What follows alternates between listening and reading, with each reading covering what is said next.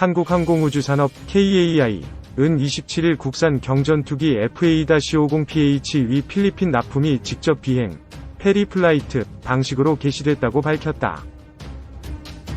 이날 오전 경남 사천 비행장을 이륙한 2대의 FA-50PH는 필리핀 클락 비행장까지 2482km를 날아 이동한다. 중간에 모 지역에 1회 기착하는 것으로 알려졌다. 이번 인도 기체는 지난해 3월 필리핀 국방부와 정부 간 계약, 지토그, 방식으로 체결된 FA-50 12대, 4억 2천만 달러 규모 중 2대다. 직접 비행 납품은 다른 운송수단 없이 직접 비행으로 전달하는 방식으로 기후변화와 타국 영공 통과 등 많은 어려움이 따른다. 하지만 KAI는 이에 앞서 인도네시아의 고등훈련기 T-50 16대를 2013년 9월부터 2014년 1월까지 8회에 걸쳐 이 방식으로 차질 없이 납품한 바 있다. FA-50PH는 우리 공군에서 운용 중인 FA-50 기반을 필리핀 요구에 맞춰 개조한 수출기로 올해 6월 초도 비행에 성공했으며 2017년까지 12대가 모두 납품 완료될 예정이다. KAI는 현재까지 인도네시아, 터키, 페루, 이라크, 태국의 T-50 계열 군용기와 기본훈련기 KT-1 계열 기종 등 국산 항공기를 모두 133대, 33억 달러 규모 수출한 바 있다.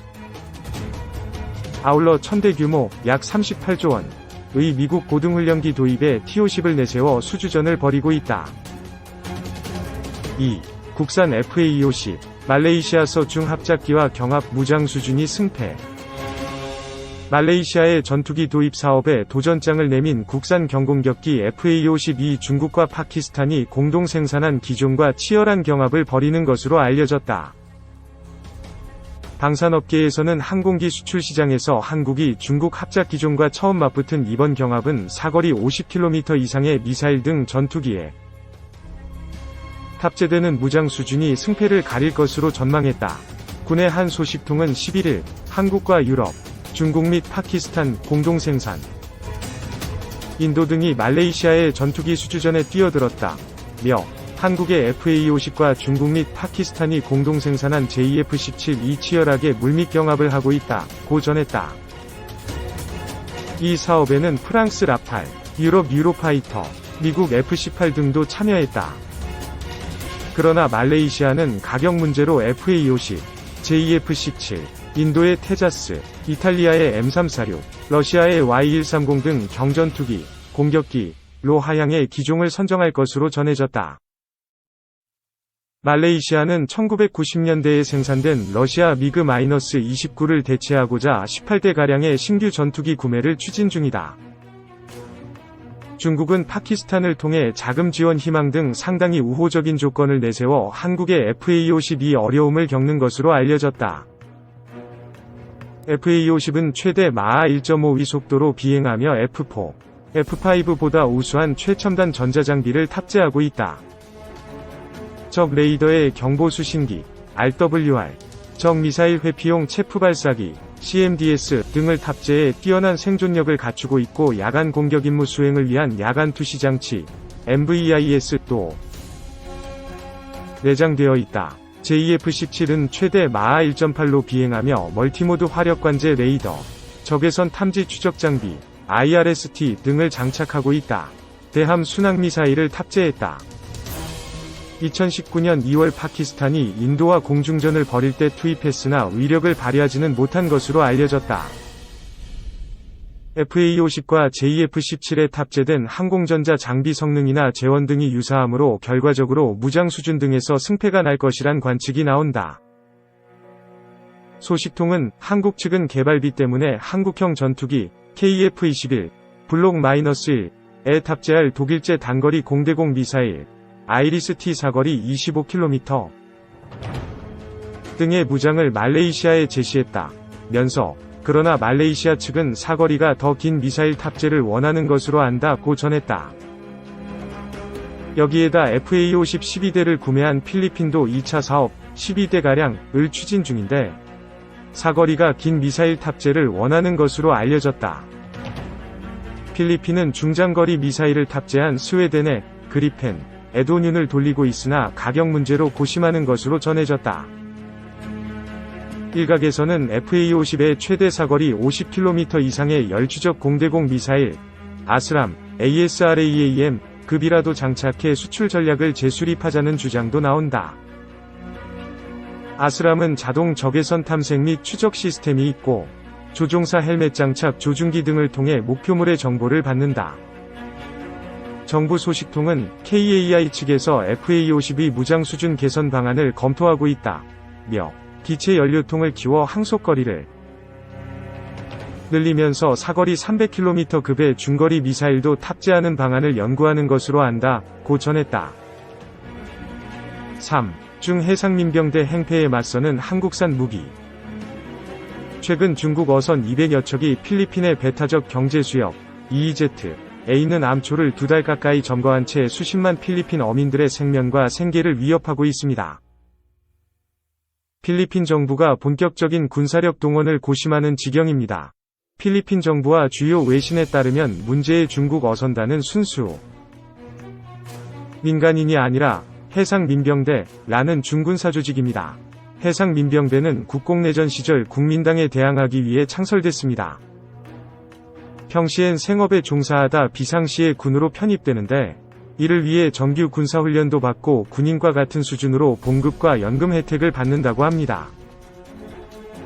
2013년 4월에는 중국 시진핑 국가주석이 직접 해상민병대를 방문해 현대식 장비를 익히고 어민을 인솔해 바다에서 돈을 벌며 먼바다의 정보를 적극적으로 수집하라고 격려하기도 했는데요.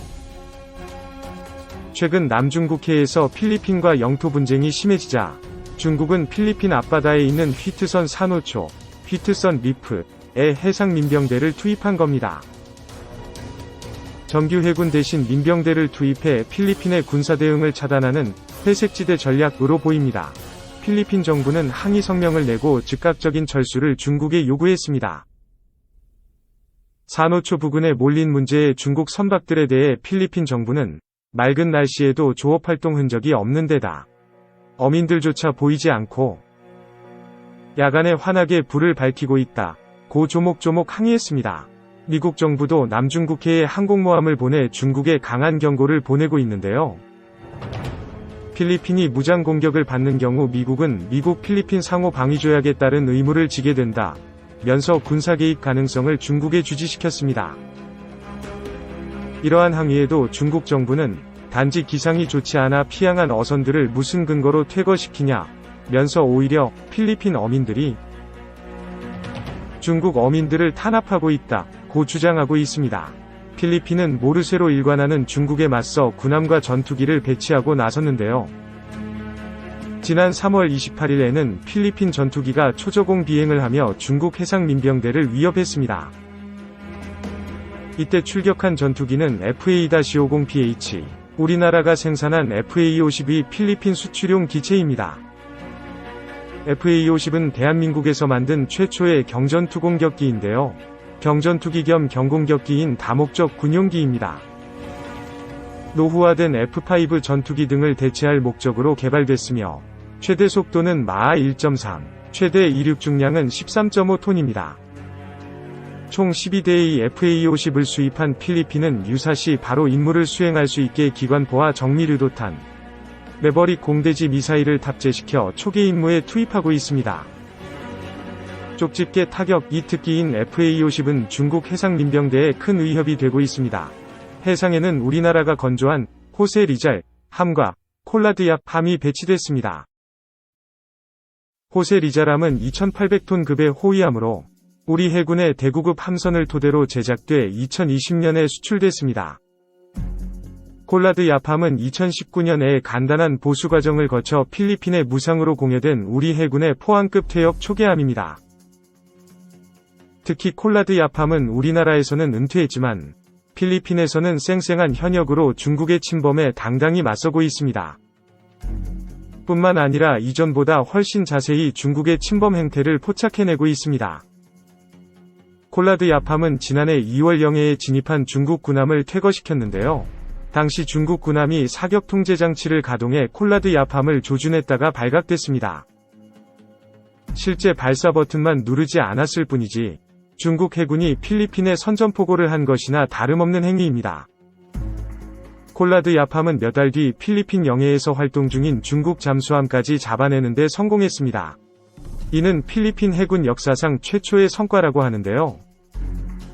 자국 해군의 괄목할 성과에 필리핀 두테르테 대통령은 한국산 초계함 추가 도입 의사를 밝히기도 했습니다.